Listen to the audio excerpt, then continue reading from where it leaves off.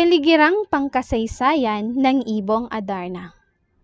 Ang kwento ng Ibong Adarna ay isinulat bilang isang korido o isang uri ng awit na mayroong 8 pantig ang bawat taludtod. Ang mga korido ay isinusulat noon bilang panalangin iniaalay sa Birheng Maria. Hindi matukoy kung sino ang tunay na nagsulat ng akdang ito, na naging malaking bahagi ng panitikan ng Pilipinas. Ngunit sinasabing nagmula ang korido sa bansang Mexico at nakarating lamang sa Pilipinas noong 1610.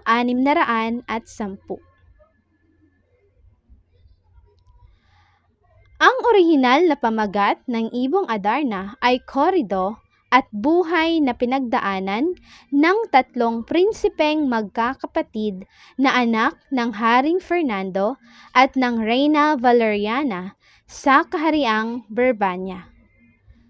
Kahit hindi isinusulat ng isang Pilipino, niyakap ito ng marami dahil naaangkop sa kultura at pagpapahalaga ng bansa ang takbo ng kwentong ito.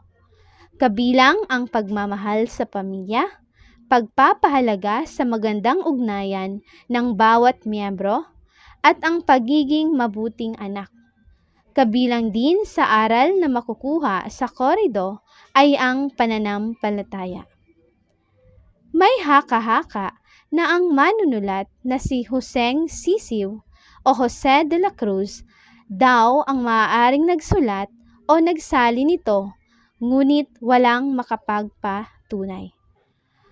Ang orihinal na bersyong nakarating sa Pilipinas ay mayroong 1,056 na saknong at ang kabuuan ng aklat ay mayroong 48 na pahina.